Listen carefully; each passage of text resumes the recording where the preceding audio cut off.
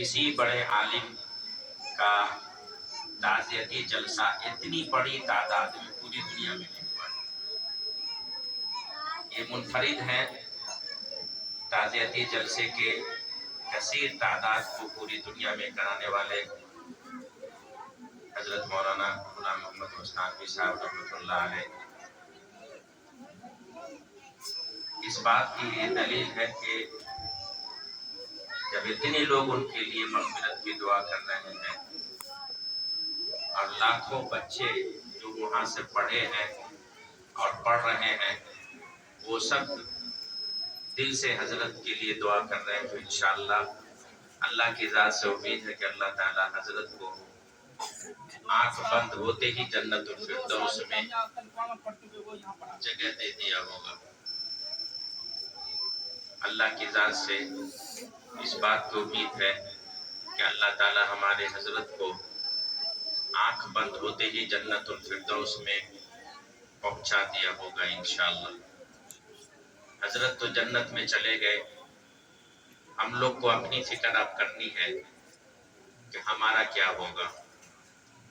ہم دیکھتے ہیں کہ مہینوں لوگ بیڈ پر پڑے رہتے ہیں، سال ہر سال بیماری سے گھرے رہتے ہیں، پریشان حال۔ ایک گھر میں اگر کوئی ایک بیمار پڑ گیا تو ایسا نہیں کہ وہ اکیلا بیمار پڑا، اس ایک بیمار آدمی کی وجہ سے پورا گھر محلہ بیمار پڑ جاتا ہے، سب کے سب پریشان رہتے ہیں۔ ہم اللہ تبارک و تعالیٰ سے نماز میں اور اوراد کے تکمیل کے بعد دعا کیا کریں کہ اللہ تعالیٰ ہم کو، ہمارے گھر کے سارے افراد کو امراض سے، بیماریوں سے پاک رکھے انشاءاللہ۔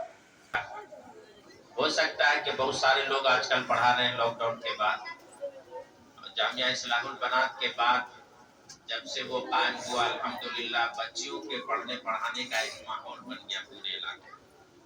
پہلے بچیاں نہیں پڑھتی، صحیح بات ہے کہ کوئی بچی کہیں نہیں پڑھتی، مگر جیسے ہی وہ بچیاں وہاں ایک لباس میں پڑھنا شروع کری، 5-6 مدرسہ تو ہمارے ذریعے سے کھلا ہے، 5-6 مدرسہ والے ہم سے آئے، مشورہ کیے، سب پوچھ پاچھ کیا کیسے چلے گا، کیا چلے گا، ہمت دی ہم نے اور مدرسہ کھلا ہے سپول میں، مدھے پورہ میں، سہرسہ میں، دربھنگہ، بچیوں کا خاص۔ اور مکاتب تو بہت سارے الحمدللہ، اپنے بھی بہت سارے مکاتب تھے، اس مکاتب میں بچیوں کا رہن سہن، اٹھنا بیٹھنا، پڑھنا لکھنا۔ اب یہ ماں باپ کے اوپر ہے کہ وہ اپنی بچی کو کتنا پڑھاتے ہیں۔ حضرت مولانا غلام محمد مستانوی صاحب رحمۃ اللہ علیہ کا جملہ ہے کہ مرد پڑھا، فرد پڑھا، عورت پڑھی، خاندان پڑھا۔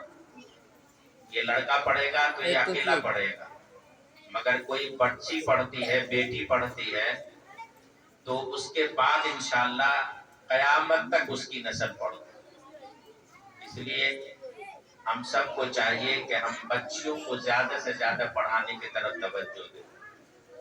اتنا گندا معاشرہ، صبح سویرے اٹھے، 2 بیل پالے ہوئے ہیں، 2 بھینس پالے ہوئے ہیں، 2 گائے پالے ہوئے ہیں، پالنا چاہیے، دودھ لینا چاہیے، اس کی برکت لینی چاہیے، اس کی خدمت کرنی چاہیے، مگر یہ بچی کا کام نہیں ہے کہ صبح سویرے اٹھے، منہ بھی صاف نہیں کیا، کلمہ درود بھی نہیں پڑھا، فجر کی نماز نہیں پڑھی، اللہ کے کلام کی تلاوت نہیں کری، اور صبح سویرے اٹھی اور لے گوبر کی دے گوبر۔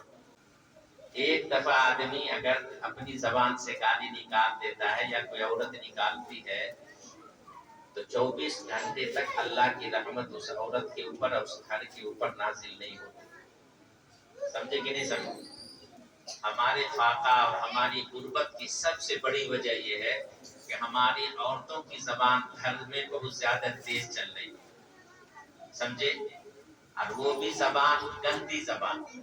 جب اللہ کی رحمت اور برکت گھر پر نازل نہیں ہوگی تو پھر فاقہ تو آئے گا، پریشانی آئے گی، بیماریاں آئے گی، رحمت کے فرشتے دور ہوں گے تو شیطان بھرے گا گھر کو۔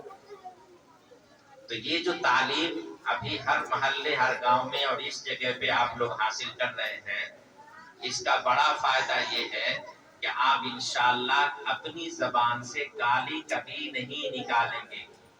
کیا بولا؟ کہیے انشاءاللہ ہم اپنی زبان سے گالی کبھی نہیں نکالیں گے. اچھا کوئی